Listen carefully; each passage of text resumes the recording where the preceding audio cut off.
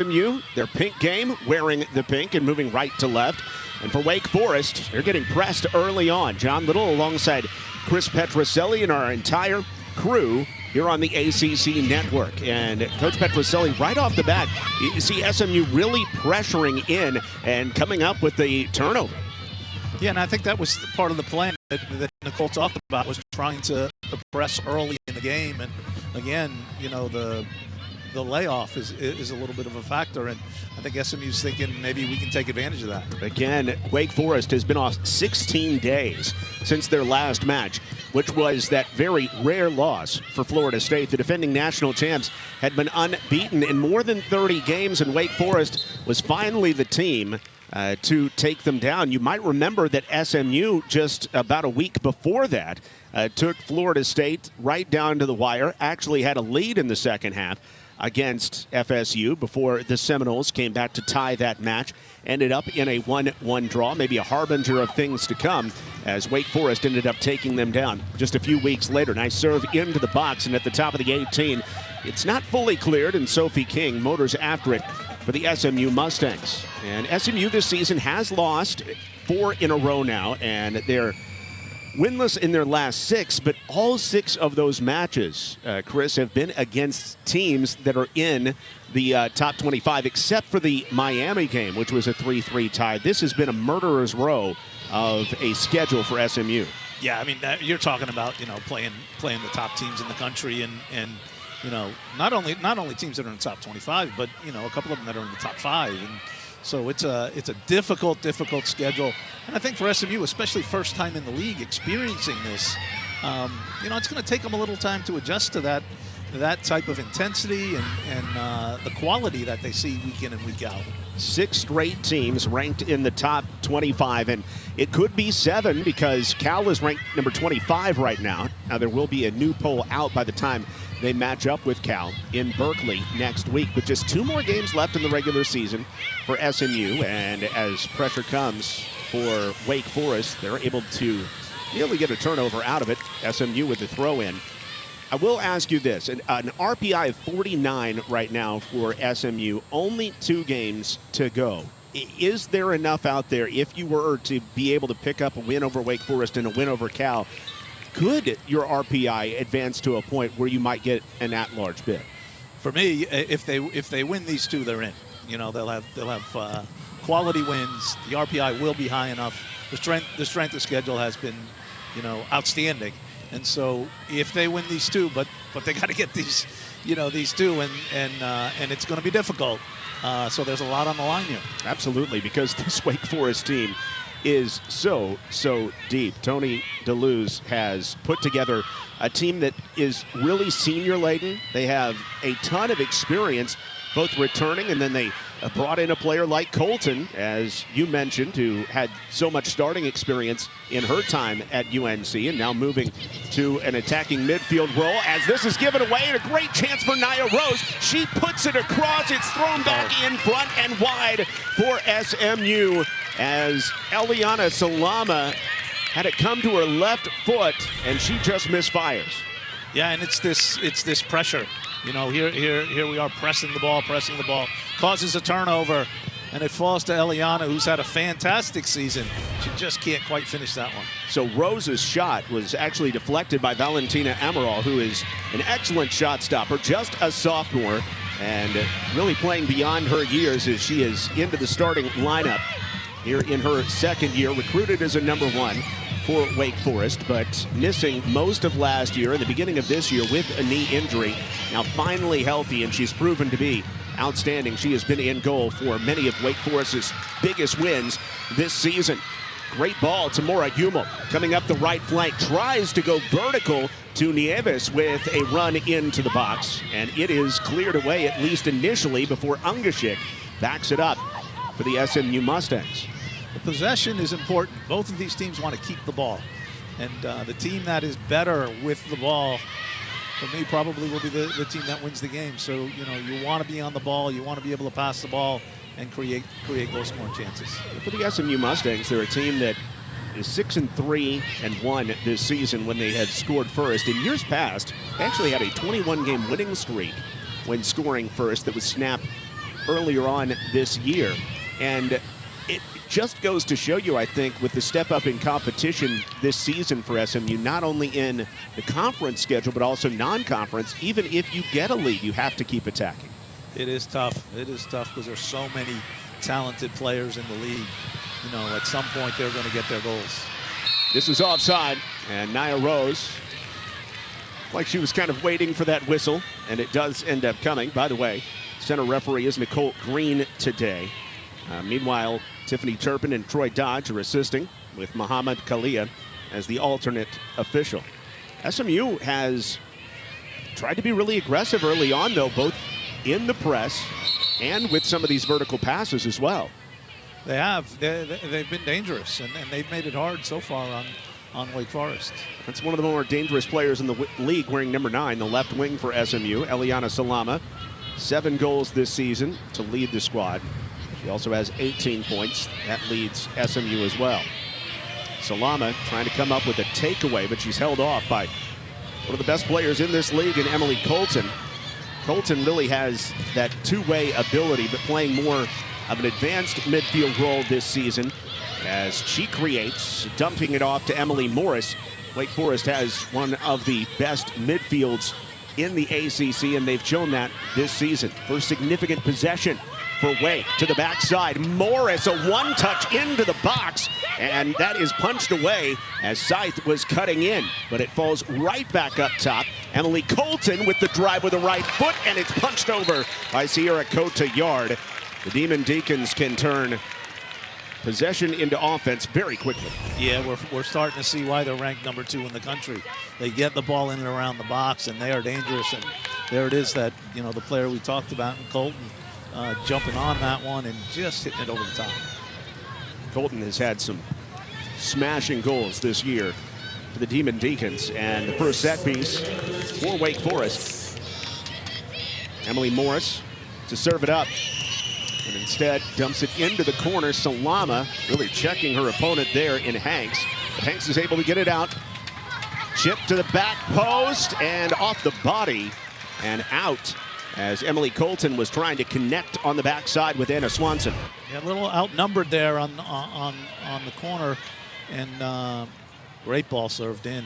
I think might have lost track of it coming over the back of the defender, so she didn't quite get her head on it. He's Chris Petroselli. I'm John Little. Great to have you with us tonight on a gorgeous night in Dallas. It is 75 degrees, not much wind. What little wind there is almost cutting directly across the field from the far side to the near side at 6 miles an hour. It should not be a factor, nor should heat, which sometimes is a factor even at this point of the year. Great ball inside, but Cotillard comes to meet it, and Swanson has to leap over the keeper, Sierra Cotillard, who's second in the conference in saves this year. She did well. Yeah, she did well to come and get that one, because this is a fantastic ball that splits the defenders. And the forward just about gets on it, but very good goalkeeping. Michaela Small was the one to slot that ball in there. And long ball up the field. Here is Salama. Great team defense. You can see 7 or 8 with eyes on the ball there for Wake Forest. Half clearance here for SMU, and Mustangs will be able to cycle it, trying to get some possession. 9 minutes in, no scoring yet. Demon Deacons have just had an unbelievable season. We knew they were good, Coach Petroselli, but when people really started to take notice was the 15th of December. They took down number 2 Virginia and followed that up with their first win ever over a number 1 program in Stanford as well. And it's been off to the races ever since for this Wake Forest team. Yeah, 19 seniors in this team. And certainly they know each other. They play like they know each other. They're experienced, talented, and they've had great results. And, that you mentioned earlier that match against Florida State. They didn't just win against Florida State. I mean, that 4-1, and that was the score was fair. That's what it should have been. They dominated that match. It gave Florida State their first loss in a couple years. SMU and Wake Forest 10 minutes in here in Dallas in their first ever matchup. Yuma slightly misplays that one, pops into the air and down to Swanson, who again is making that start for Emily Murphy today, an incredibly dangerous striker when she's available, but she's serving her 1-game suspension for her 5th yellow card of the season, and doing so tonight.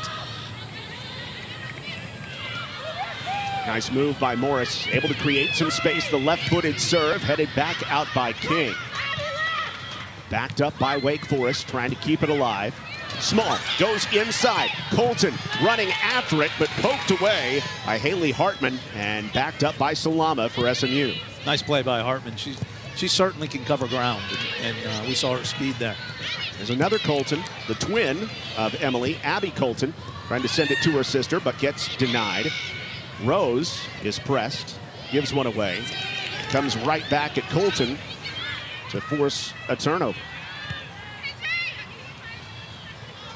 This is, the interesting thing here is these midfields, they're both playing the same system basically. So very matched up in there, a lot of individual battles. Great ball over the top by Sierra Cotillard. Hits Salama, who's a great 1v1 player, but on her crossover, she has it taken away. Emily Morris, or rather, excuse me, that was Sierra Scythe making the defensive play. And Scythe, who is a converted winger, now at right outside back, has been kind of the player for Tony DeLuz that he did not know he had this season. She has just been unbelievable. Small with the ball, out front, still on it, drives it, knocked down, gets it to Colton. Colton bumped at the top of the box, and SMU able to clear it, at least for now. A frenetic pace to this game so far. It really is, up and down, fast, physical, and fun to watch. As Wake Forest and SMU meet for the first time ever and kind of feeling each other out here, but in the process trying to get out on the front foot as well. SMU has had some chances. Nia Rose will be spotlighted off the top to Salama. She sees Liz Eddy. Eddy cutting in, trying to save it off the line. Eddy keeps it in. Throws it in front. Taken away by Emily Morris and clear. What a nice ball from Salama to see that ball out wide and spin it enough to keep it on the field. Really, the offense for SMU probably has not been the issue. It may be more the defensive experience this season for SMU, but this is a very talented front three, and you combine Sammy Nieves in there as well as a playmaking 10. That foursome will play in this league, won't it? Yeah, they can score. There's no doubt, and they have scored. They've scored goals in the league, but they can score goals. I think, on the backside, maybe some injuries in the back have hurt them a little bit. But whenever you can score, you always have a chance to win. Mayu Nakawa going out 3rd game of the season against Texas with an ACL. Just such a tough blow for SMU back then, the anchor of their defense. And SMU has had trouble ever since with the goals against. As Small cuts in, it's cleared off the line by King. Backed up in the box, the ricochet toward the goal, and that is just wide. An excellent opportunity for Kaya Hanks to put the Demon Deacons out in front, as Hanks started with this play right here. And Sophie King, what a great play, keeping the ball out of the net. Doing a little bit extra, just one extra step, gets herself in a position to save the ball from going in. And she is a tough defender. Hanks with a couple opportunities. She has been marvelous. 5 goals in her last 5 games, including a goal against FSU. Hanks extremely explosive and nearly puts Wake Forest on top. Her pace is an issue. She can go, as you saw there. When she gets it, she's gone. Cotillard again going over the top, looking for Salama. This time, Sierra Scythe able to put not just one head on it, but also win the second header to at least stop SMU's progress. This is a big-time game.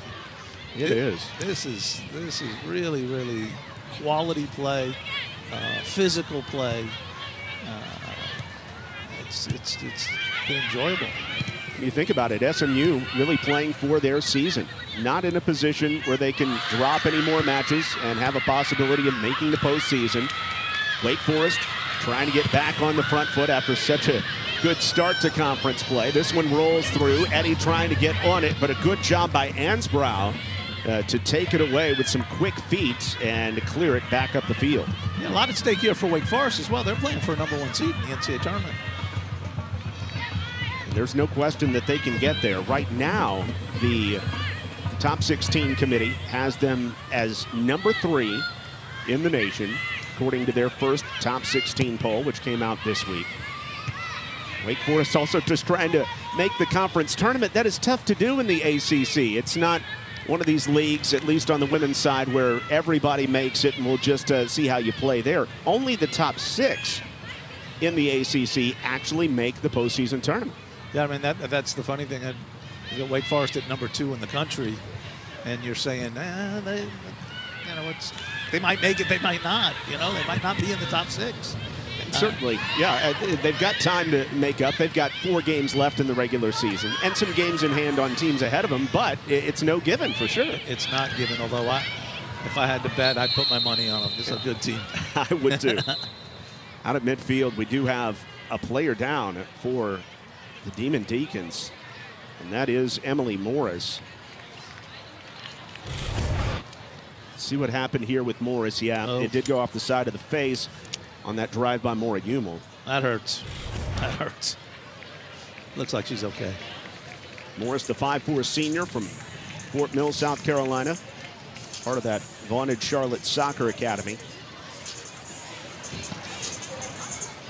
Had the game-winning goal against Florida State, her first goal of the season. And this is probably a good break for both teams. Going a million miles an hour the way that they were, they could use a little breather here. Officially, only 1 shot for SMU so far, but Wake Forest with 4 shots. 2 of them have been on goal.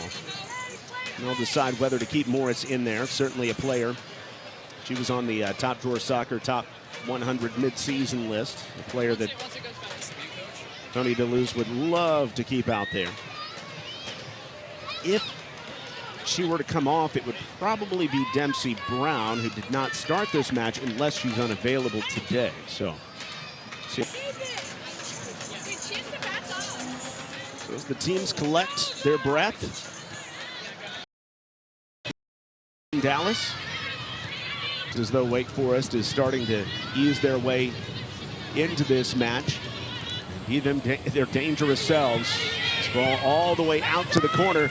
Good chance on a cross, but Cotillard at 5'11", able to measure it up. That was a beautiful ball out of the back there.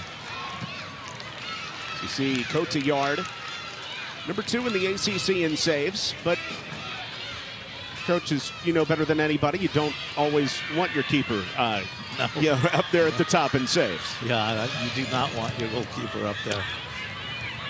But she's a good one, and she's made a lot of saves. Absolutely. Stopping 76% of the shots this year. That's a good margin for Sierra Cotillard, who has started every match this season. Early in the year, SMU was also looking at a couple other keepers to see if they could possibly fit the bill at some point this year. But Cotillard, it's been her job really from the beginning in a crowded keeper room, and she's been able to keep that spot all season. Goals against average of right around 1.6 for Cotillard. She's kept them in a number of games. She's a talented goalkeeper. SMU has been in games as well. So we talked about losing 4 straight for SMU, and the losing streak started at #3 Duke, which wasn't really a tight game. It was 3-0, and really it was 3-0 pretty early. However, after that, everything has been really tight. SMU got the opener against Stanford and fell 2-1, and then lost at Virginia Tech 1-0. Followed that up by getting the opener against number 25 Virginia, and then falling by a 2-1 margin as well. And so for the Mustangs, they have been right there, and that's something that Tony DeLuz pointed out as well. Is this is a team that has played with some of the top teams in the league. Yeah, and talking to Nicole Nelson, she's talked about just maybe some lapses in concentration. When they've gone ahead, trying to protect the lead up maybe a little bit too early, and then also some lapses of concentration on set pieces. So she's hoping her team can stay focused for 90 minutes tonight. Maura Umel able to take this one away. Beating it down to Rudden. It's sniped by Wake Forest. And here comes Kaya Hanks, who is so good on that left side. You've got Hanks on the left and Small on the right as wings that can really go for Wake Forest, but especially Hanks, as you mentioned. Yeah, I think those are two really dangerous players. Hard to deal with. And they've both had their chances early on in this match. SMU and Wake Forest scoreless. About 20 minutes in now.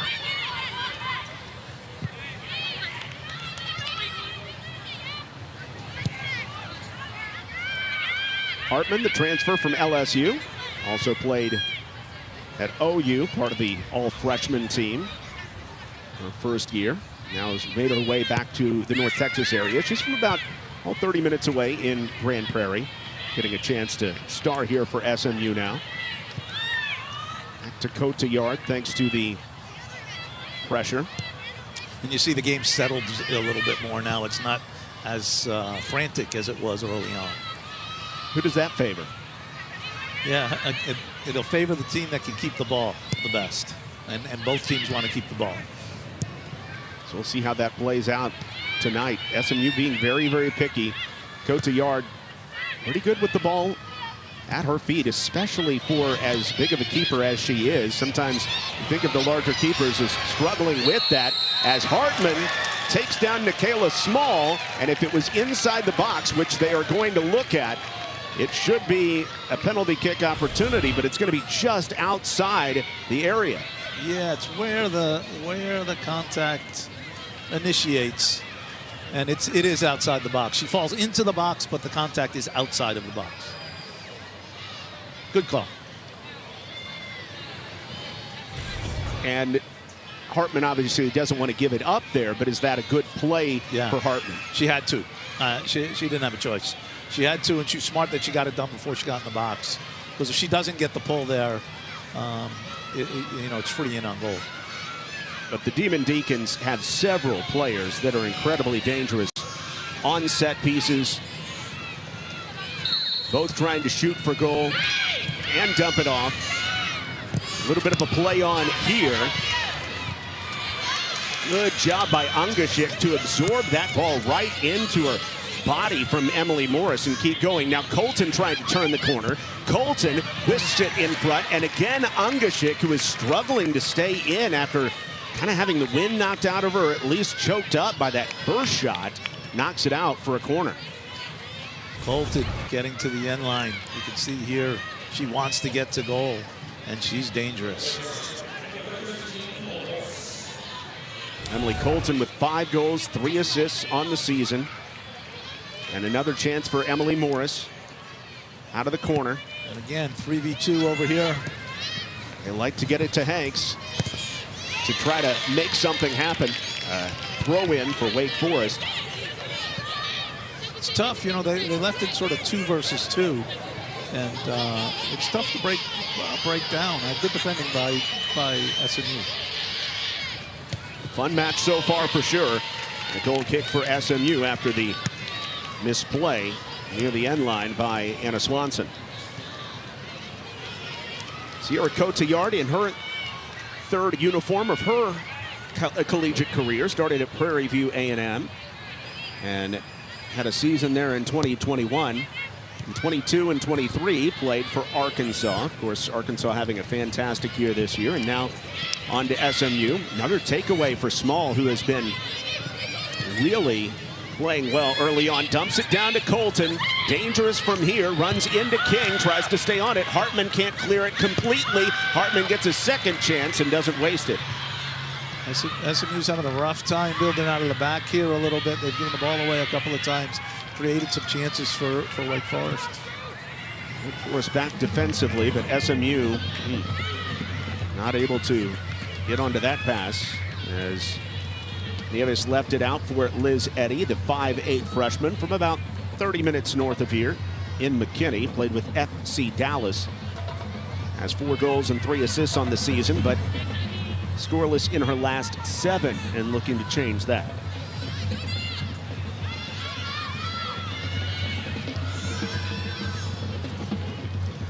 Valentina Amaral left to play it. 4-star recruit out of Oviedo, Florida. Played with Florida Craze Crush and also was part of the under-20 U.S. Women's Youth National Team in 2023. Salama trying to overtake. Salama getting stuck in, but called for being overly aggressive. And one of the first fouls of the match goes against Salama, taking Emily Morris down. That's a hard foul right there. She went in hard, you know, and you don't necessarily see forwards going in hard when they defend like Eliana does. And I give her credit for going in hard, but clearly it's a foul.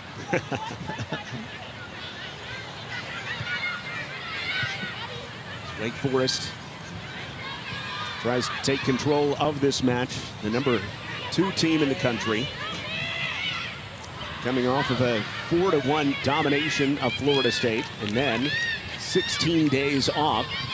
And Coach DeLuz had some thoughts about how he was going to try to use this time, and said that he didn't want to overtrain the team. He really took it light, and maybe he can do that, especially with such a senior-laden team. Yeah, it's just an interesting thing. Like, you know, you go, okay, we're going to go light, but then you're concerned about, you know, are we keeping them fit? And, you know, that's a long layoff. You know, are we keeping them fit enough? So it's a fine balance there of keeping them sharp and keeping them fit, and also resting a little bit. Now, this is a team, Coach, that even against FSU in a game that they led big, they only played, let's see, was 13 players in the field during that match, 3 off the bench, and one of them isn't available for this one as this one trickles over the end line. Do you think you might see, even in a close match, Coach DeLuz open up that bench a little bit more, especially with the long layup? I think that's been typical of Tony over his career. He hasn't necessarily had, you know, the big bench. The numbers have been a little bit limited, and so I'm not sure that he's going to go that deep today. Makes what they've done this season all the more remarkable. You know, just talking about, you know, just using 14 players a match or something like that, as Nia Rose gets taken down, and it will be a foul. Play on, it's about 10 yards back, and SMU will get their first really nice free kick opportunity thanks to this Nia Rose run. Yeah, great turn by Rose. You know, we talked about all the different things that she can do, and that's a great turn that got her in behind. And again, I don't think they had a choice. They had to foul her. Hansbrough pulls her back. 18 minutes left in the first half. See how SMU plays this free kick opportunity. The wide space is available. They got a player in the wide space if they want. I think they'll serve it in.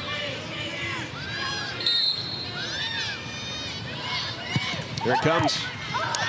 But it's headed away, backed up by Sophie King. See if she gets a second service. A nice job by Small to really get in on her. SMU keeps it alive, though, with a header into the box. And eventually cleared by Wake Forest. Small loses it. King called for a little bit of a high kick there, I suppose. Yeah. King's not sure. Yeah, I don't know. I'm not sure the SMU bench is sure either. Sophie King, the junior outside back, who says this is her final season. She's moving on to law school after this.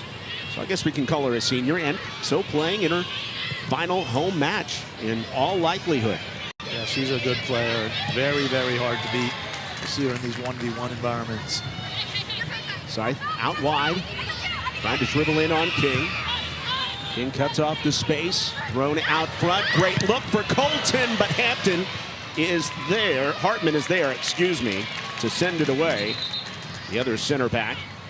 Hartman stepping in to knock it out and force a throw-in. Colton keeps popping up in those dangerous spaces. Substitution for Wake Forest. And make it at the striker spot where Alex Wood is on, the 5'8 junior from Huntington Beach, California, in place of Swanson. Ooh. That is even after the whistle. King going in hard. Sophie King is a tough tackler. She's not big. She's only 5'3". She's not afraid to put her body in there, as we can see. Maybe an elbow as well. Alex Wood gets a rude greeting into this match. And Cotillard, who has served some really good balls from her keeper spot in this match, just misfires on that one.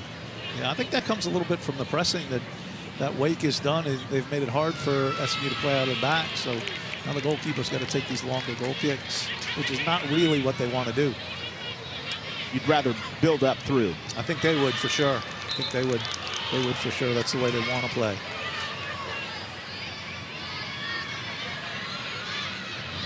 Nicole Nelson, of course, coming out of the Chris Petroselli tree. So that's certainly what your teams like to do back in the day. You liked possession. We did. We did like to pass it some. Chris Petroselli, former head coach at SMU, Texas, and elsewhere. I'm John Little. They've never let me be in control of anything. And we've got our entire ACC network crew with us as well. Thanks so much for joining us. Scythe in the midst of two as it's taken away by Eliana Salama. Salama has speed to go along with her moves, and here she comes.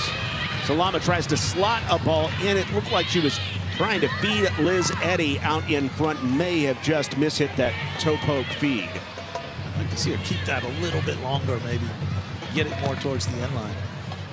Salama, a player whose talent has always been there. Her decision-making has grown over her 3 years in the program, however. She has grown immensely, you know, from when she came in as a freshman. And she was sort of a, you know, player off the bench and that sort of thing, and now one of the best players in the league.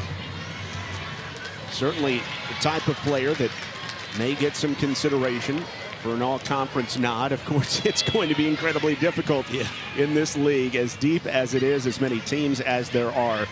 The best soccer league out there on the women's side, on the men's side. It's right here in the ACC. It is. It's fantastic to watch every night. Every one of these games is tight, you know, and you can see great players on every team in the league. There's one of the best of them in Colton. But Colton ends up pushing down Mackenzie Rudden, player that you actually brought to Dallas a couple years back, transferred in from Oklahoma, and she's a player that, you know, was really stepped in as a key player on your team, but has been a 3-year starter ever since. Yeah, she's the glue in this team. She holds everything together, plays right in the middle of the park, really good ball winner, very good leader. I think anybody would want to have her on your team. SMU, again, having to give some ground. And again, we see Cotillard looking to eat up some yards, if you will, with her foot rather than trying to build through, and Hummel climbing over the top picks up a foul. That's interesting to see. I'm not sure if that came from the bench or Cotillard has made that decision on her own to go a little bit longer now. 12 minutes left in this first half. SMU trying to break a 4-game losing streak, and Wake Forest trying to continue some red-hot play, including these recent wins over teams like Stanford when they were #1 in the nation, and Virginia when they were #2 in the nation. And then, of course, the defending champs in Florida State as SMU makes a full line change. Bringing on several players, including Tori Peterson in the midfield. You see Nieves on the way out, getting some well-deserved rest. Liz Eddy will come out, and Emma Alvord is on. Truth Byers makes her first appearance at the striker spot, and Nia Rose gets a little rest as well for the SMU Mustangs. And also Kelly Gordon comes in too. And here's a ball for Small. Small toward the top of the box, drives it in with the left foot, and it caroms wide for Nikayla Small. Another shot from a Demon Deacon forward. Yeah, in transition now, they win the ball and they go forward, and Small does a real good job to free herself and get herself in a position to shoot, and just doesn't quite get it on goal. It's the 7th shot early on for Wake Forest. 2 have been on frame. Kaya Hanks leads the team with her 3 shots so far. Meanwhile, for the SMU Mustangs, they only have 1 shot. Was by Salame. 11 minutes left in the first half in this first ever meeting between Wake Forest and SMU. Now with this new group in for SMU, it'll be interesting because a couple of different looks. Byers is more of a passing center forward than where Naya is kind of a 1v1 sort of player. Alford gives you some pace over on the right side, and then Tori Peterson has that long throw, so you get a little bit of a different look, which might be good for them right now because they are having some trouble getting out of the back. Eliana Salama does stay in, and so Kelly Gordon, who has played some on the wing, is actually playing the 10 spot right now for SMU. And Lou Brissalt has typically been that backup 10 for SMU, so Gordon, the freshman, getting some more run there. Wake Forest coming off that 16-day layover or layoff, trying to get on the board for the first time in quite a while. Out to the wing, Christine Johnson, the senior, onto her right foot, but taken away at least initially, but taking it right back is Small. Now playing over here on the left side, and this is going to be an issue on SMU. A foul on the far, yeah, I guess it was a handball on that far side. A little bit tough to see from here. Let's see if it did ride up. Yeah.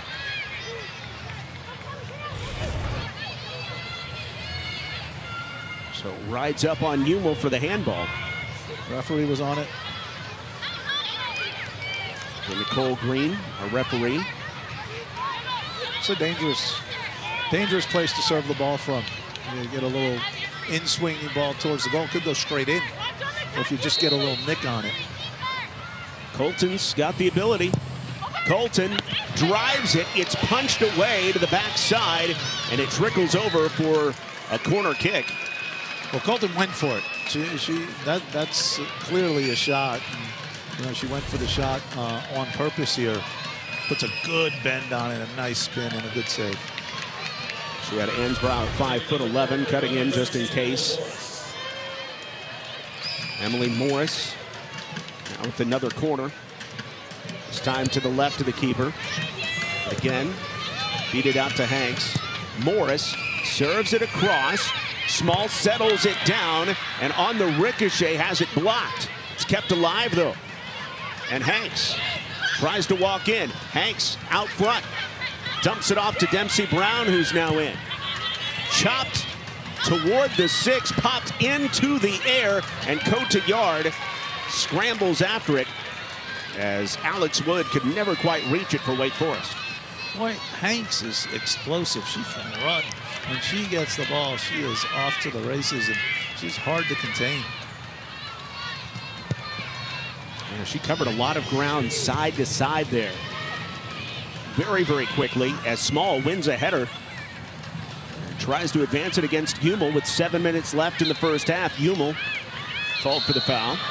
And a stoppage as well. Hummel's going to be asked to stop touching the ball after the whistle. Yeah. And Green was not ready to see it restarted yet. Lucky she didn't get a card there. That's typically a quick one, an easy one for the referee when they kick the ball away. Hummel, who started her last 10, not normally a player who gets cards in bunches. Christine Johnson pops it over the top. It gets over that first line, settles down in the feet of Wood, but cleared away by Rudden, kept in by Wake Forest, racing after it. Scythe slips. Salama can't catch up with it. And after the misplay, Wake Forest earns another corner kick. Let's see if they serve one of these in. Each one of them they've played short. It looks like this one they're going to serve in. They've taken the 2 players off the ball now, so something a little different here. Put the ball in the box, see what happens. You see it's a different player, and Scythe taking it this time. Scythe strikes it near post, right back at her. Keeps it off the line, gets another look at the serve. Played out to Colton. Colton has it kicked away. Good job by Rudden. And Rudden chases it down in the midfield and tries to start a break the other way. Slotted in, up the left side, long strides. Gordon can't quite keep it for SMU. Rare chance on the break for SMU in the last 20 minutes or so. Yeah, they want to try to get on in transition a little bit as we, it's like Wake Forest is a team that's had the ball. So now it's for SMU is what can they do in transition?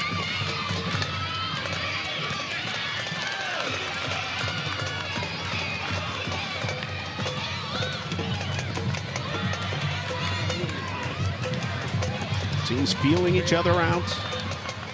Really doing it by trading punches early. SMU brought a lot of pressure early on, had their best chances in the first few minutes of the match. Wake Forest has since had the field turn in their direction for sure. They certainly have had the ball more. And we talked about, the team that has the ball more is probably has a better chance here. But again, SMU can hit you in transition, with Salama and Rose and a player like Alford. So they're certainly not out of it. SMU does bring in Lubrasol out of France, transfer from Iowa Western Community College, wearing number 20, replacing Salama to give Salama a little extra rest here at the end of the half. And that moves Gordon down to the left wing. One of these teams open it up here in the last few minutes of the first half.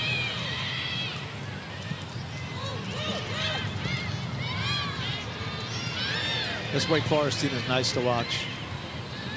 They play quality soccer, good on the ball, in control. And then they're dangerous when they get it in the final third, right? They sure are. They sure are. The number of times the ball's been in the box here, bounced around. Oh my goodness, Hanks doing it for herself. Hanks cuts it back onto the left foot, drives it in off of Hampton. What a hot shot. And that was dangerous. She can run when she gets it. Trying to keep the pressure on, but Brown has it knocked away. Alvord attempting to run after it. Alvord blocks the ball from Johnson.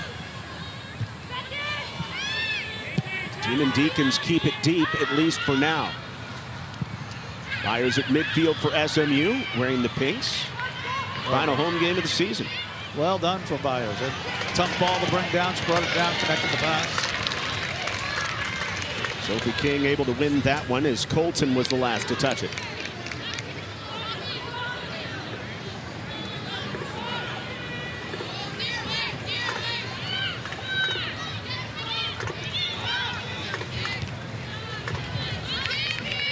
Talked about the midfield. We've talked about the offense for Wake Forest. What do you see from Wake Forest defensively? This is a very seasoned defending group as well, with the exception of the right back Scythe, who's been so good. Those two center backs have been really solid, and solid defensively, but solid with the ball. Their distribution has been excellent. Gordon racing, keeps it in with the touch. Gordon against Scythe. Scythe, man, really getting stuck in, and you would not realize that this is really her first time at a truly competitive level playing an outside back spot. Yeah, she's done well. She's got herself in a good position defensively. She's defended these 1v1s a couple of times. That's what stuck out for Tony DeLuce. as we ask our outside backs, as many programs do these days, you know, to run a bunch, maybe 8 or 9 miles a match, and we're going to keep you out there.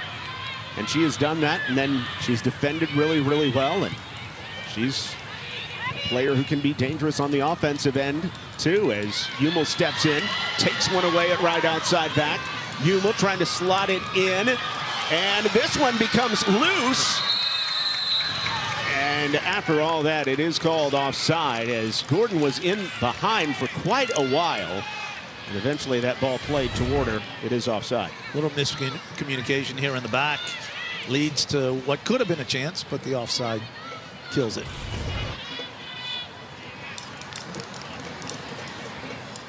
Valentina Amaral, the 2 shutouts in her 6 matches this season. And think about how, you know, really in non-conference play, she was only used a couple times. She stepped up, and she's been the keeper since conference play. What kind of confidence must you have in a young player to put them on the field for those biggest of games, the first one being against number 10 North Carolina? Well, you know, when you go to play North Carolina, you're going to face some shots. There's no doubt about that. You're going to face pressure. And Tony had great confidence in her, as you said, and she's proven him right. A little bit of pressure on Cotillard. 30 seconds left in the half. Certainly looks like a scoreless first half. That does not mean it's been without action, though, Coach. Yeah. No, you know, both ends. Both teams have had some chances, and ball's been in the penalty area a number of times on both sides.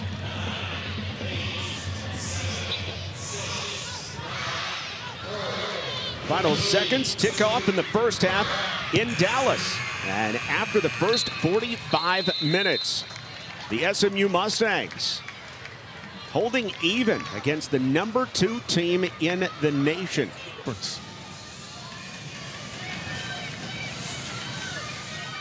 SMU's been competitive in nearly every single one of their ACC matches, maybe except for that Duke matchup. Meanwhile, Wake Forest, very, very similar. Their lone loss in conference play was to North Carolina by a 1-0 margin. We're underway in the second half with Wake Forest moving right to left, and SMU wearing the pink tonight, left to right. John Little alongside Chris Petroselli and our whole ACC network crew. 11-1, the shots in favor of Wake Forest in the first half. And got something cooking here right off the bat, getting it in the feet of Kaya Hanks, who plays it out to Colton. Colton ready to distribute, but before that, she tries a heel flick back and misses on it, and Maura Hummel's able to clear it up to Nia Rose. Rose looking for help in joining, plays a ball all the way across. Salama tracks it down. Salama may have missed on it as she tried to feed it back across, and it was cleared away, but a corner for the first time today for SMU. Nice ball from Rose. It, you know, put Salama in, and I think she just mishit that ball a little bit. But it does give SMU a corner. It does give them a chance to get some territory. It does give them a chance to put the ball in the box here with some big targets. Nieves playing it on the ground to Salama, trying to get back to Nieves, but closing down the space is Small, who takes it away very, very quickly and starts a counterattack. Colton winging it up the field. Here's Swanson, and she's trying to play in Hanks with that extra pass. Hanks back for Colton, chips it up and in. What a counter by Wake Forest to open the scoring tonight. Emily Colton scores her 6th of the season. Man, careful what you wish for, right? SMU gets their first corner, and next thing you know, the ball's down the other end on a break. Wake Forest, excellent in transition. The ball takes just gets a little bit far here, but what a good job here picking out Colton. And then how about the composure in the finish? Colton going top shelf, picking her spot. And the Demon Deacons, and with all kinds of speed in transition, and everybody touched it, all 4 of those attacking players. Yeah, just really well done. And you know, smart and technical and explosive. Boy, when it was time to go forward, they went forward. You know, SMU hadn't gotten the ball forward that much, so we haven't seen Wake Forest in transition. But after that, I'm not sure that SMU wants to see him in transition. Keep a few more behind the ball from here on out for sure. And maybe some off the bench might get snuck in. It is that kind of attack for Wake Forest. And that was as beautifully as it can be done in the counter, with Small taking it away off the corner kick.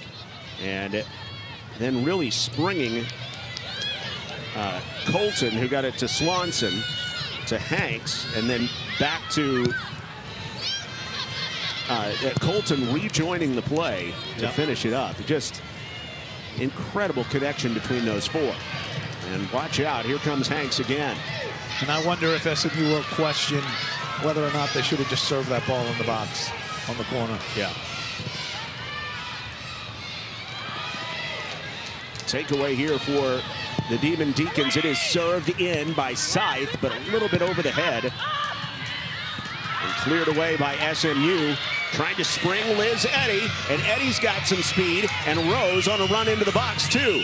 Eddy looking at it, chips it across, on the back post, it's missed by Salama. She can't believe it.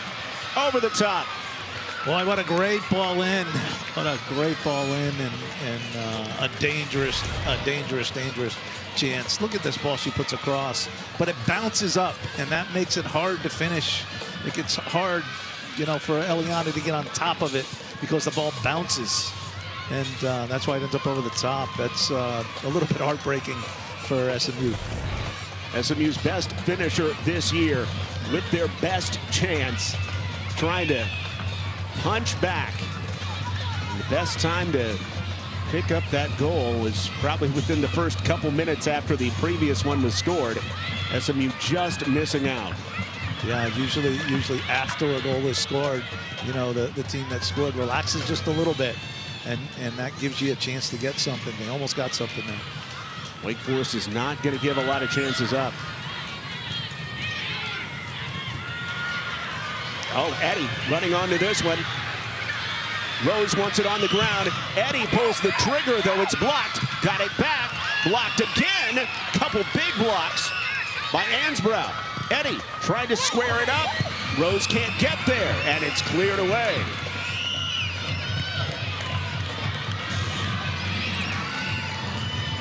SMU is, you know, after that goal, they've really kind of picked it up here and causing problems.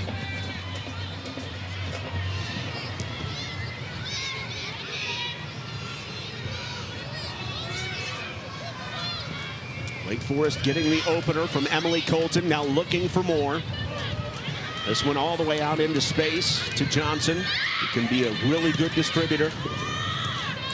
Here's Hanks against Umel. Umel, Hanks able to keep it in. Hanks into the box. Hanks still on it. Drives it. Cotillard makes the save. Johnson is there, dribbling it to herself. Chops it in the air. King serves it out. Colton settles it down onto her left foot.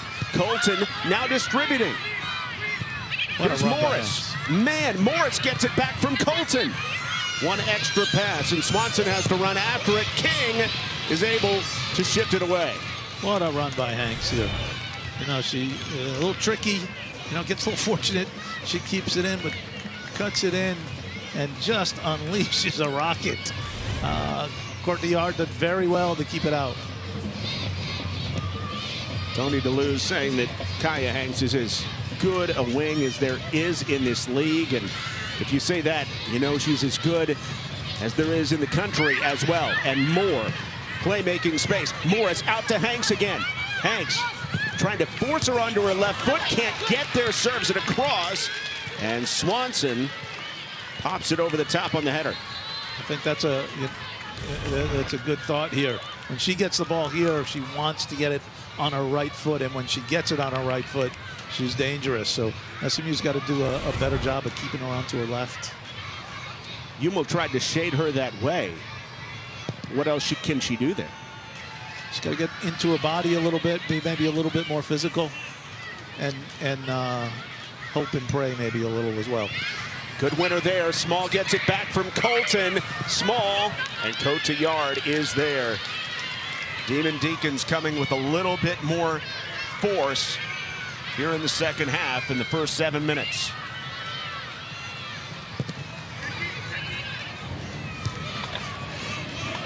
Chances on both ends, you know, here early, just like the first half. No doubt. And early on, both teams had chances in the first half. Neither team could get a goal home. Here in the second half, Emily Colton gets one on a great play on the break, assisted by Swanson and Hanks to put Wake Forest up 1-0.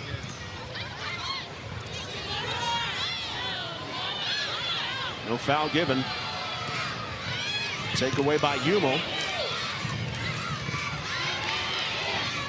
Johnson sticks her foot in to win one back, and a throw in for the Demon Deacons. Just a good battle there, huh? Just two players playing hard.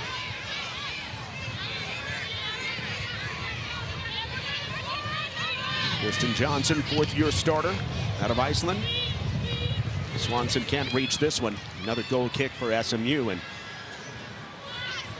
certainly by this point, with Cotillard pretty much taking it deep every single time she gets a chance, it's got to be coach-led, you would think, at this point. I would think. I would think. I think they saw, you know, look, we just can't build up. We don't want to give the ball away.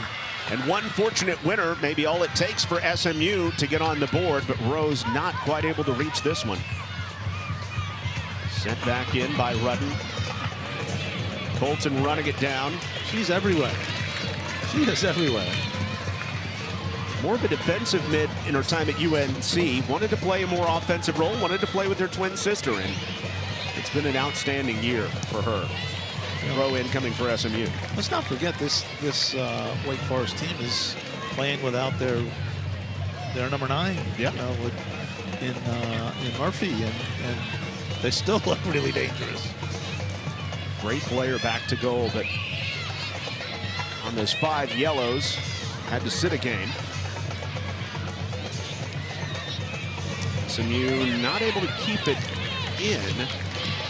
And it is a corner kick. It was last touched by Wake Forest. So second corner for SMU. Last time they played it short.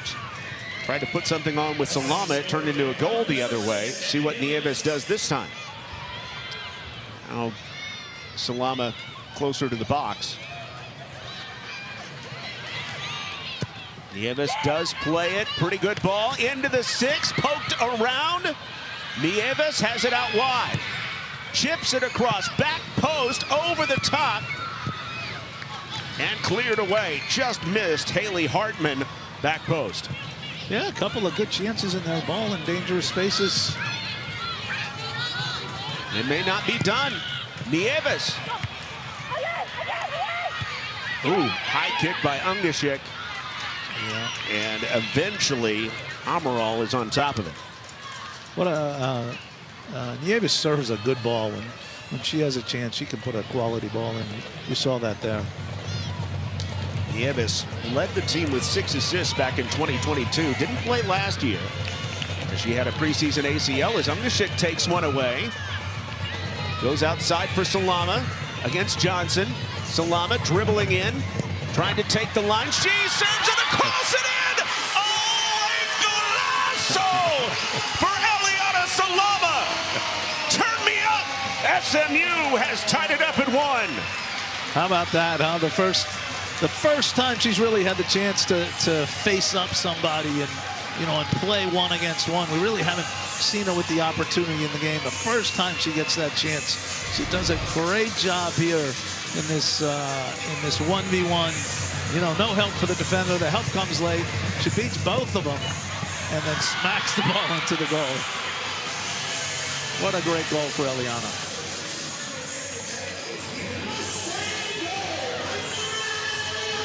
There are 2 players there to mark Eliana Salama, and you can see the fire that she plays with.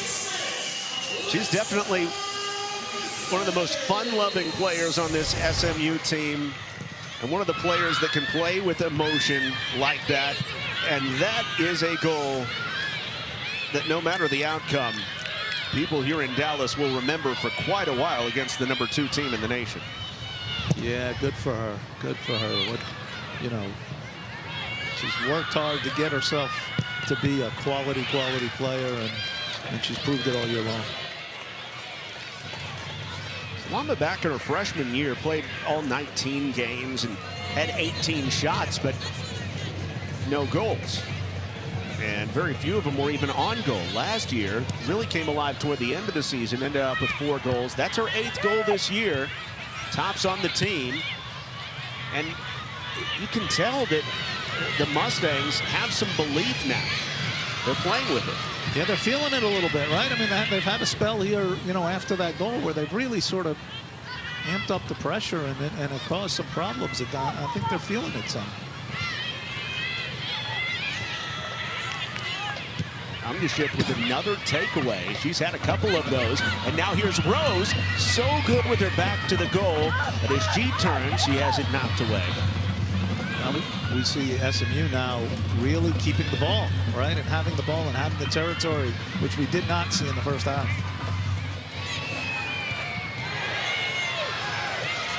No foul given there, but SMU comes down with it. Rudden has it taken away from behind. Hanks turns with it. Hanks trading paint. Hanks gets tripped up by Hummel, an obvious foul. Maybe more than that. First booking of the night will go to Maura Hummel as she picks up a yellow card. I think it's fair. I think it's fair.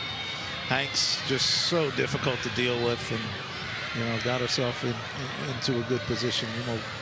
You know, went in and just couldn't. You know, was late. It's a fair call. So Hummel picks up the first card on either team tonight.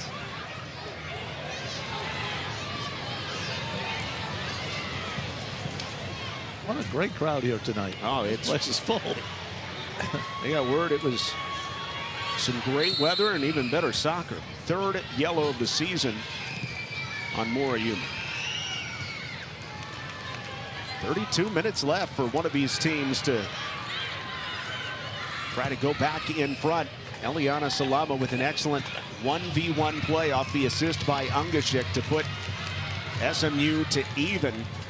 That was after the teamwork goal all the way up the field by the Demon Deacons on the counter that resulted in Emily Colton getting on the board. It's the usual suspects for these two teams. The 6th goal for Colton to lead the way on one side. She and Kaya Hanks both have 6 this year. And on the other side, Eliana Salama with her 8.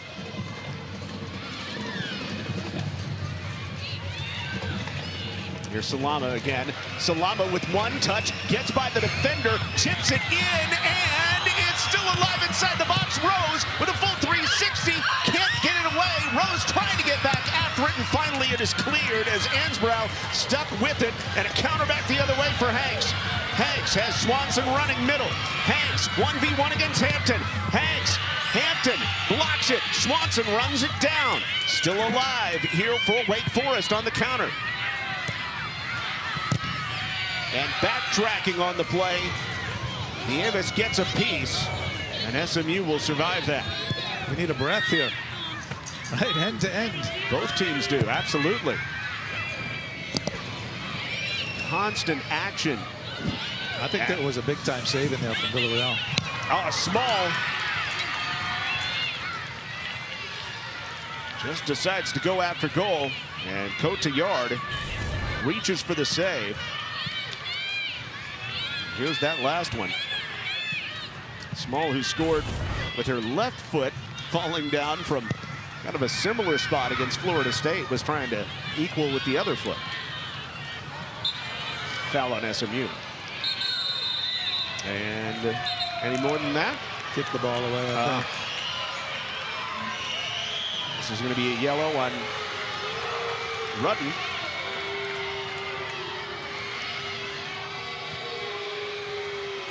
Yeah, the referees are looking for it.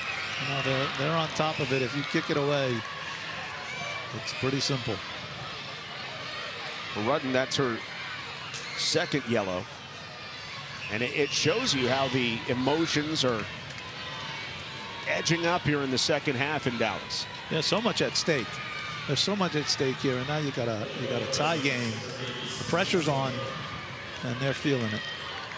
Like you said earlier on, for the Wake Forest side, they're having this incredible season. As Sue Rutten was called for the foul there, and then eventually a yellow as well for kicking the ball away, we believe. Trying to hang on to a top seed. Small gets it back with momentum.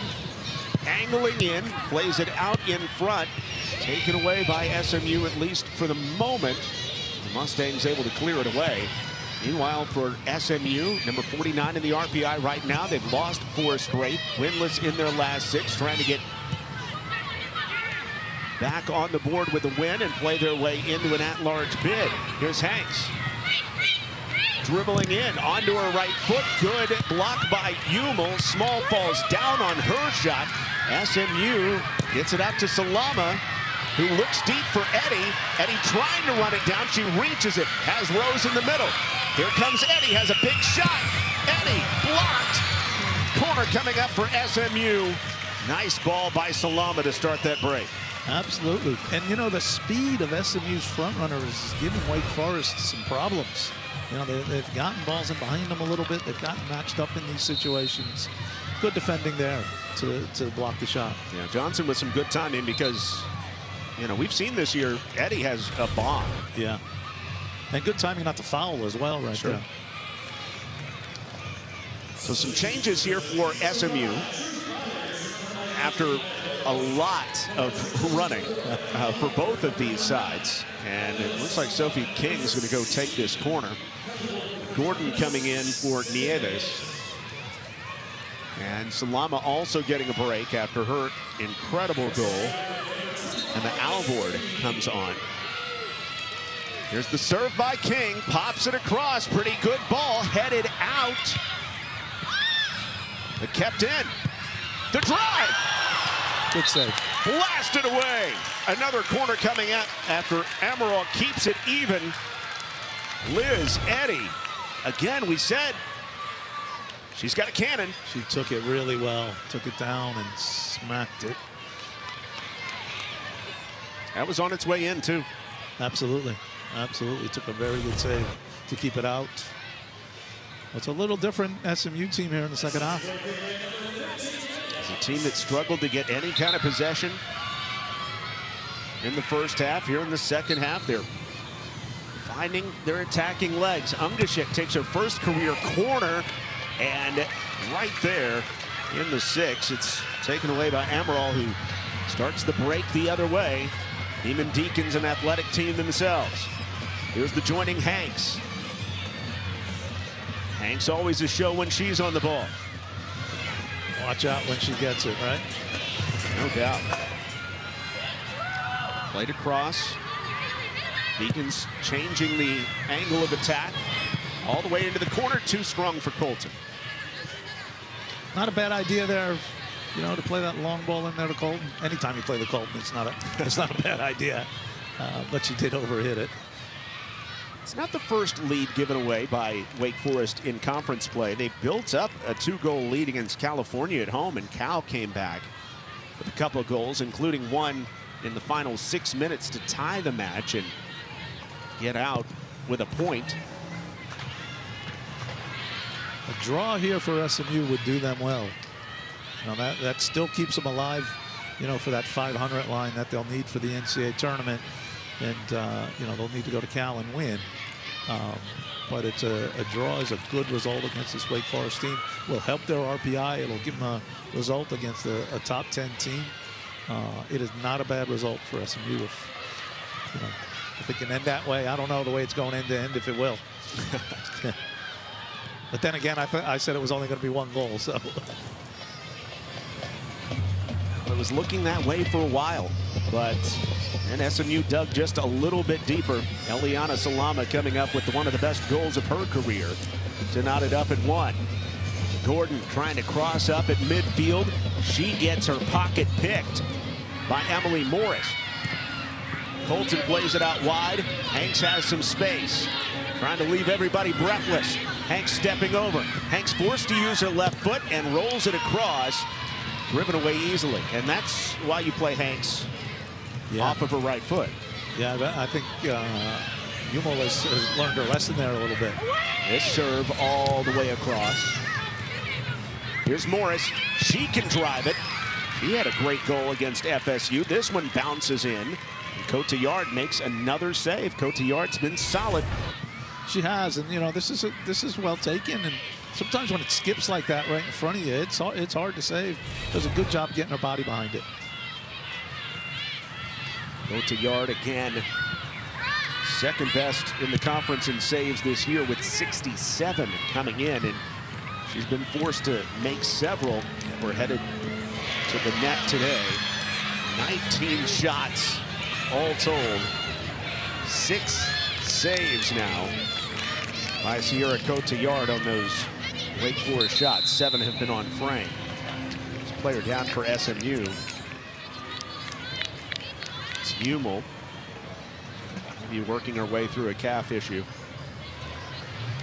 Yeah, I'm not sure they want to take her out. She's done a good job here defending on this right side, and again, that's Hanks that you're playing against. I think you'll see Hummel again, but she comes off with that hobbled right leg, at least for now, and in for the first time is 5'4" freshman from Scottsdale, Arizona, Paxton Bach. SMU has it deep. Bach drives it across into the box. Gordon lets it go through. King backs it up, maneuvering around Small, ducks it down, played across, and in the middle, Rudden runs onto it. This was last touched by Wake Forest, so Amaral needs to track that one down to prevent it from being a goal kick. Shots 19-9 in favor of Wake Forest. Corners now 4-4. SMU has 4 corners in the second half, and Wake Forest obviously none. That controlled possession we saw in the first half has not been there in the second half for Wake Forest. It hasn't. No, and the pressure from SMU has really made a difference. And you know, they've done a much better job sort of winning the ball in midfield. Cotillard kind of pushed Swanson away. Swanson was being a pesky gnat. Undashik called for the foul here. Colton goes down at midfield. Give Wake Forest a restart. It's this Raymond Deegan's team that has put together so many great moments this season looks for another one, this time on the road, to keep the pressure on the top teams in the conference.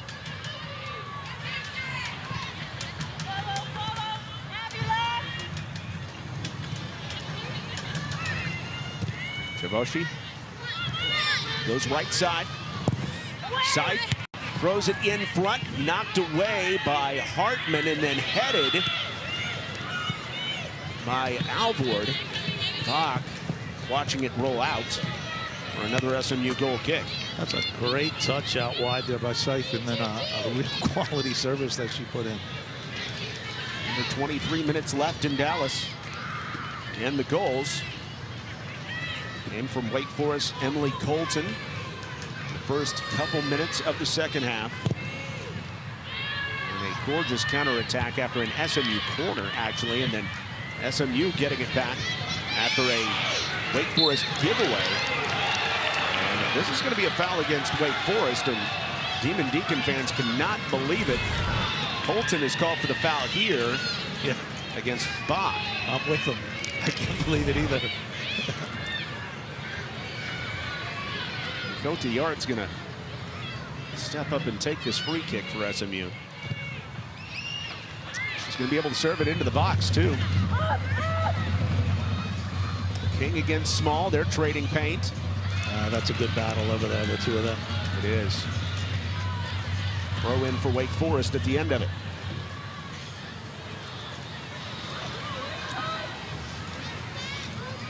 So the goal is by Colton on one side, and then Salama for SMU. That's how we're tied at 1.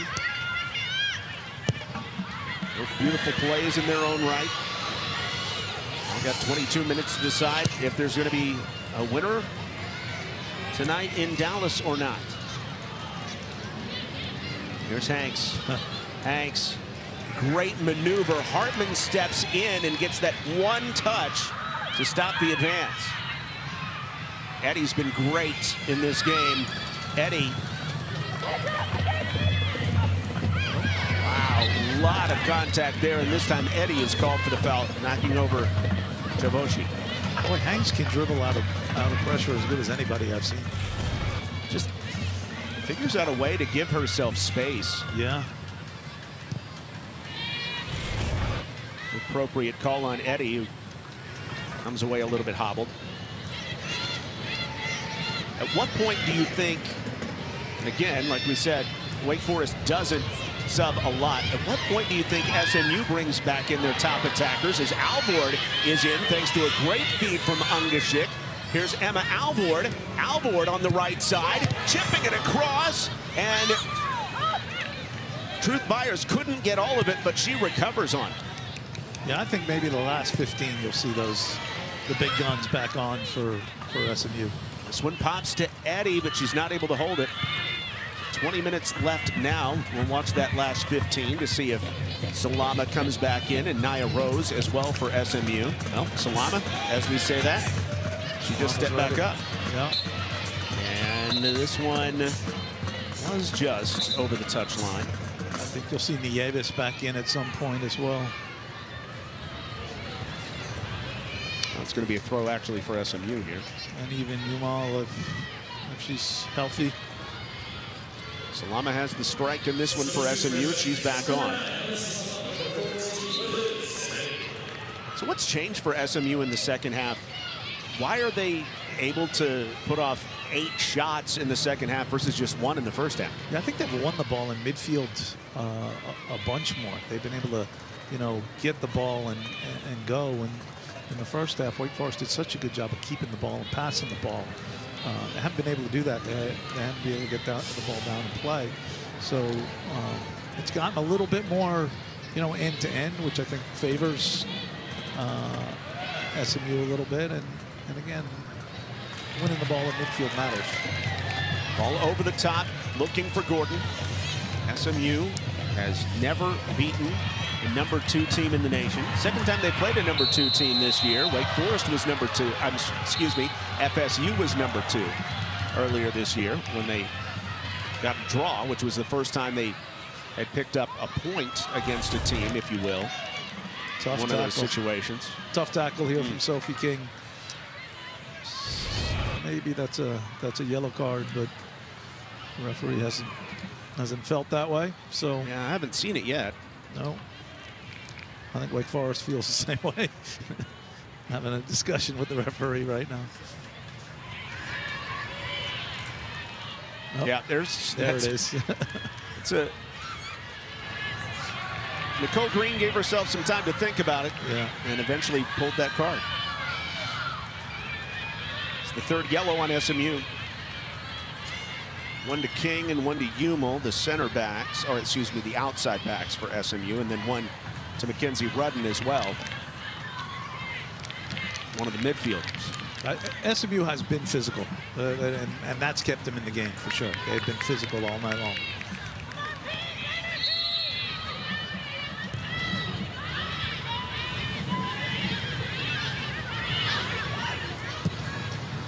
Wake Forest incredibly dangerous. Alvord trying to run after this one and create some pressure, and she forces a throw in. Just her pace. Her pace alone, she can close. And the pressure costs the throw. As you said, Nieves back in. Alex Gordon giving her a little bit of a rest. And Gordon coming back to the bench.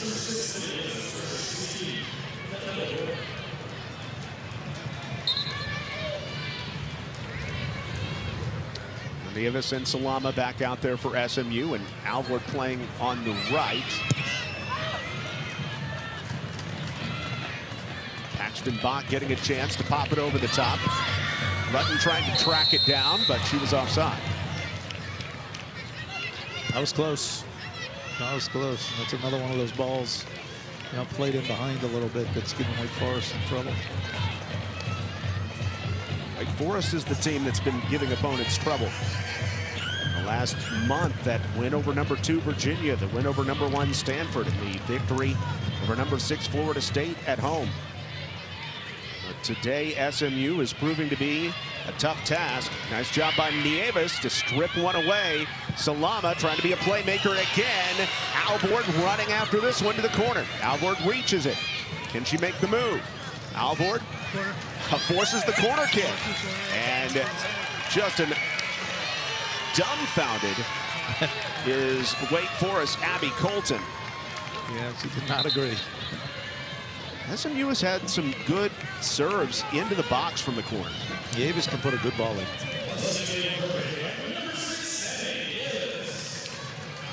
Is that Rose back on now? Seems like an appropriate time. Yeah. Right before the corner. So Rose is back in. Just outside the 18. Nieves plays it short out to Salama. Salama trying to make the move. Feeding that ball in. Salama gets it back, but one heavy touch, and it's taken away by the Demon Deacons. Nearly a beautiful connection for SMU. Long ball, and here goes Hanks. Hanks is that speed answer for Wake Forest. Hanks, Bach knocks her down from the side, and no card given, but a foul is. That's a foul and probably a card, but anytime Hanks gets on the run, it is dangerous. Bach says that's not a foul. But also, Kaya Hanks, I don't know. She was wearing a Paxton Bach bracelet there. Sure. So a free kick in an interesting spot here, right? You don't want to overserve this, which would be easy to do. Very short corner, and we've seen Deacons put some plays on. Looks like Hanks is going to take it. Just roll it out. Colton drives it in, and it gets down. No handball on the play on SMU. Popped out the other side. Long run for Sammy Nieves. Nieves 1v1. Nieves has Rose joining. She knows it. Wants the help. Tries to slot it through. And it's eliminated by Amaral. You thought you might have seen a handball on the other end. The way they reacted, I thought we might have at least had a review at this point. It did not happen. She felt like she saw it. Alvord, head up, poking it into the corner. Rose is onside. Oh, but doesn't have the wheels quite to get there. 15 minutes left. This game that has been full of haymakers. Desperate SMU team that's lost 4 straight. 3 of those very, very tight matches against a team in Wake Forest that has had some huge upsets this season on their way to a number 2 ranking. But now, you know, Coach Petroselli, maybe they're the hunted team. Maybe they're the team that people are gunning for at this point. Absolutely, absolutely. This is a big result here. If SMU can get it, this would be a big result for them. Keeps them alive for a possible postseason berth with the match at Cal on the way.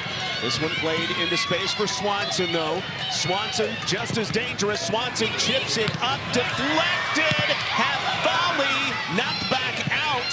Hanks is upset. Swanson tries to knock it back in over her head and get it toward Hanks. Doesn't work out. Meanwhile, Swanson's down, still in an offside position. That was crazy. I'm not quite sure what happened there. So Swanson deflected off Hampton's back. Hanks was upset for some reason. Yeah, I don't know why. And Swanson may have landed on her tailbone. Yeah. Good piece of defending there. 13 minutes left for one of these teams to try to make a play. It's a good ball to Rose. Up the wing. Rose, left-footed serve, doesn't get through to Salama. But Rose is drifting back into the play, and Ansbrough does well to turn it back to her other central defender, Chavoshi. Wake Forest getting a little bit too long, hitting the ball a little bit too long. If they can get it down on the ground, pass it a little bit, a better chance here. Nieves taken ahead from Christine Johnson. And looks like Nicole Green wants the trainers to come out for both. Yeah, she wants to look at both of them.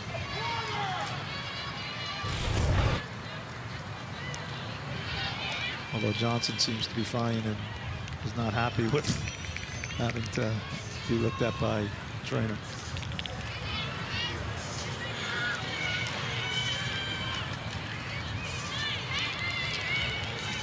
Looks like Nieves and Johnson will both be, at least Nieves walked off the field. I think Johnson will be too.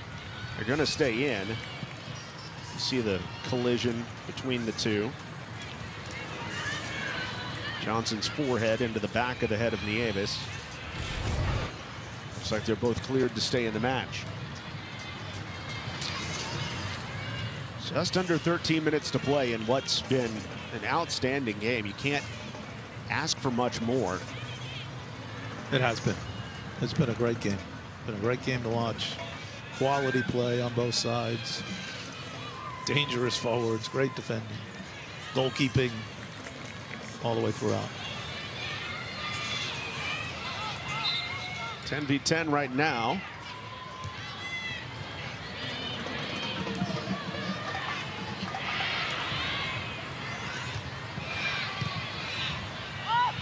Trying to figure out who's going to win this one. And Hanks with her speed will, and Hanks gets the touch past Hartman. Hanks is in. Hanks, back post. She misses. Well, you know, it's interesting that, you know, Haley Hartman can run, and Hanks just blew by her, and unfortunately she couldn't get the finish. But man, is she explosive! The only problem for Hanks was she was on her left foot. Yeah, yeah.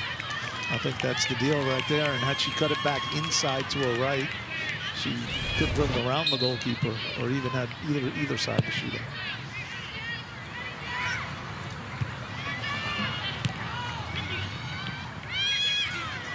But another chance for Wake Forest, and now they may have yet another coming in.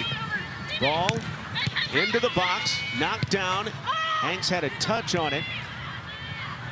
And Nieves is going to take over in the midfield, at least for a moment. Joining the play, it's taken away by the Demon Deacons. And here comes Morris. Morris is dangerous from this side. She goes with the left foot, looking for a header on the backside side. Couldn't back it up. Small back to side, lays it off, and a redemption chance. Kaya Hanks puts Wake Forest in front 2-1. She deserves it. She deserves it. She's been dangerous all night long.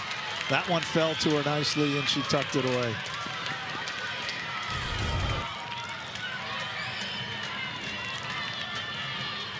She's been so good tonight. Yeah, no question about it, right? It fell to her. She's 12 yards out, stuck it in. Again, like I said, she deserved the goal for what she's done tonight. Hanks leading the team in shots this evening, and she gets her best opportunity right there. Kaya Hanks putting Wake Forest in front with just under 12 minutes to go in Dallas.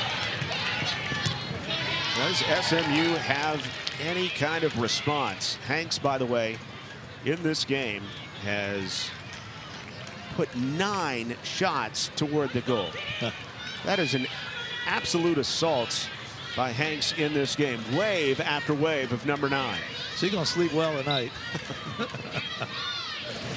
Player that is not afraid to put in 90 minutes, as are so many of these Wake Forest players. Yeah, I think this, the end here, this could be a little crazy. I think SMU will throw everything they have to try to get forward here and get one back. Definitely not over. Small trying to help put it away. Colton, who had the opener tonight. Colton turns over her left shoulder, and Sophie King trying to say she knocked it back off of Colton to no avail. It's a corner, the first one of the second half. Second of the second half, I should say, for Wake Forest. Yeah, they've not had the territory like they had in the first half, which is why they don't have the corners. But they certainly have been dangerous. Sierra Scythe ready to distribute from the far corner. To the left of the keeper. Little wind behind her. Looks back post. The header pops back out. SMU wins the second touch. Mustangs not able to break out. Hannah Johnson in the game. Gives it back off to Kaya Hanks, who misses with the left foot on her 10th shot attempt of the night, with Wake Forest up 2-1. Hannah Johnson gives them a different look up front. You know, size and strong. You know, a little different than what they've had. She has goals this year versus Army and Temple. She missed the last 5 matches. Tony DeLuz excited to have her back, especially with the absence of Emily Murphy in this match. Kaya Hanks putting Wake Forest in front. Her 7th goal of the season to lead the team. Also a new career high for Hanks. Right now would be the game winner. There's 9 minutes left in Dallas.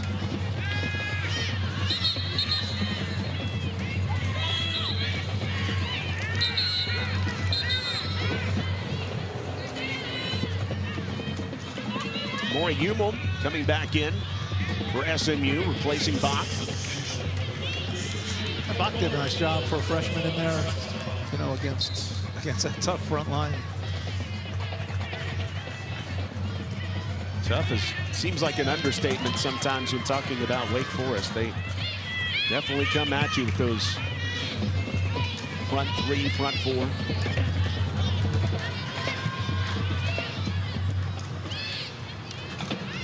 SMU changing their shape a little bit here. Get more players into the midfield. It's a long ball in the direction, and Nieves had an opportunity, but it gets blocked. Really good ball all the way across to Sammy Nieves. Yeah, just couldn't quite get her feet right quick enough.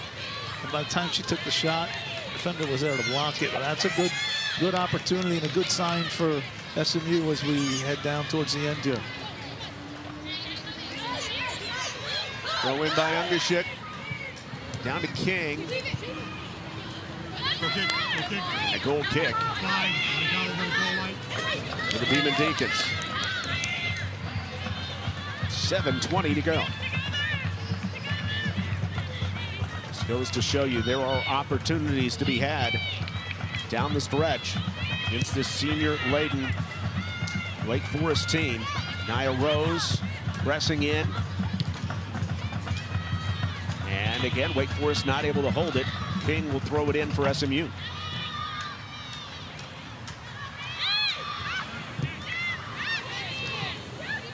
Job by SMU to win it. Salama. Salama to her left. Salama steps on it. Now double teamed. Good job by Small to backtrack and send it back out. Hartman wins it to King, and it's going to be an offside, an obvious one. Salama didn't even try to advance. No, but the more they can get Salama the ball here at the end, I think their chances are better. She's for me the most dangerous player that they have, especially in that flank area. You know, so I think the goal here is try to get her the ball, let her create, see if she can do something on her own. Maybe she gets the goal or she finds Rose for the goal. Salama that scored the game-tying goal. She did it from the right flank first time around. Now playing at her more traditional left side spot. And as Hannah Johnson gets tripped up by Hartman, SMU retreats to their more normal 4 across the back, with Wake Forest possessing in this end.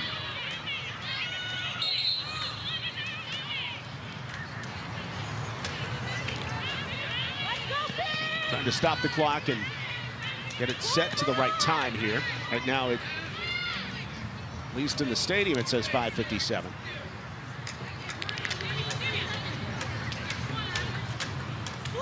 Just took a little too long to get the free kick off, so the referee stopped the clock. They're resetting the clock to 6:03. It'll be 6:03 on the clock. Wake Forest up on SMU 2-1, thanks to Kaya Hanks' go-ahead goal. It would be the 5th game winner of her career if it holds up. Hanks gets it in the corner now against Hummel. Hanks stutter stepping, and Hummel forces a throw in.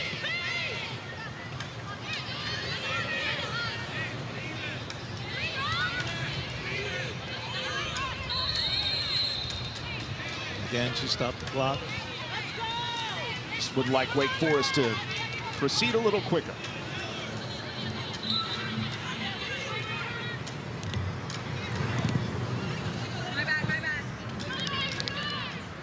The throw in for Wake Forest. Precious seconds coming off here. Not only of the game, but maybe of SMU's season. A loss would drop SMU to 6-8-2 on the season with only 1 game to go. Meanwhile, for Wake Forest, they're trying to come up with yet another victory. It would be 4 in their, or rather 5 in their last 6 games, and a 6-game unbeaten string as well.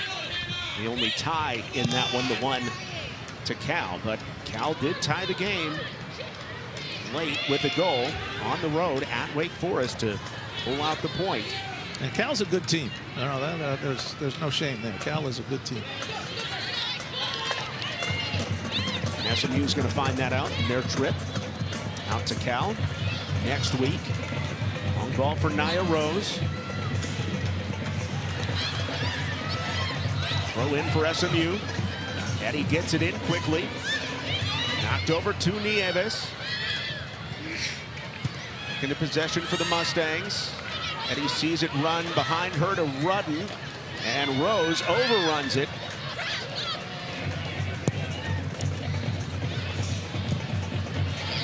Jump by Hummel to reach it. Header backed up by Ungashik for SMU with 4 minutes left. Mustangs looking for another chance or two. Small knocks this one down. Ricochets back to Small, and she dumps it deep. SMU's got to find one more time where they can get the ball up in and around the box or served into the penalty area. They got to find one more chance here before the end. This one does get down to Eddie. It's a dangerous position. Hanks hits her from behind. Eddie serves it across. It is eliminated by Amaral. Great job.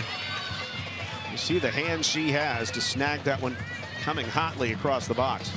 That might have been a chance. You know, that's the one they're looking for, to get that wide ball and get the ball in. But still time. Wake Forest certainly knows it. They're trying to kill off another conference victory and cement their spot in the conference tournament. And do so with a couple more wins.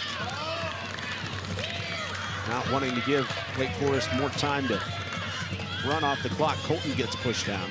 Yeah, you don't want to foul in that situation because it's going to be 30 seconds before the ball gets put in play again.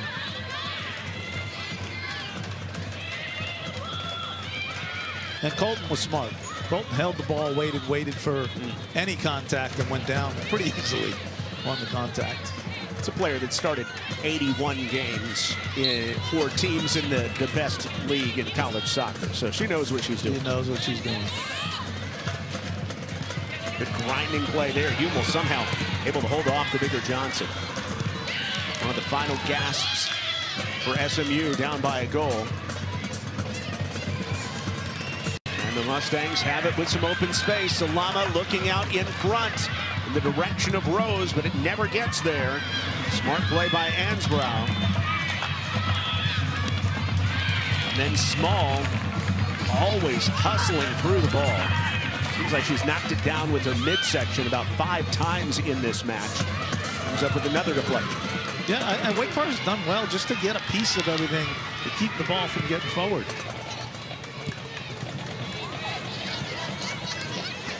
Throw in for SMU with 1.5 minutes to go. Looking for that magical goal to earn a draw.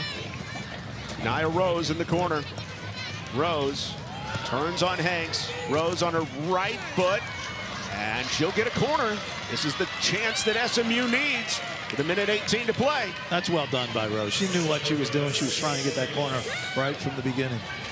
SMU trying to get set up as Nieves is ready. Is the rest of the team ready? Nieves to the top of the 6. It bounces down. Rose out to Salama, and this one is over the goal and out of play with 1 minute left. That's a tough shot. Tough angle to kind of hit the ball as it's coming across. Nice to get your playmaker a chance, but definitely a one-touch drive on that bouncing ball. Yeah, it probably would have been better off take it down, maybe move the ball a little bit. There's a card for delay. Again, one you could see coming. Clock stops with just under 40 seconds left. If SMU has a chance, they got to win this first ball and then get the second ball as it hits the ground and get it forward. It's a line drive. So second ball win. King touches it up in the air. Rudden in the direction of Rose. Punched out with 30 seconds left.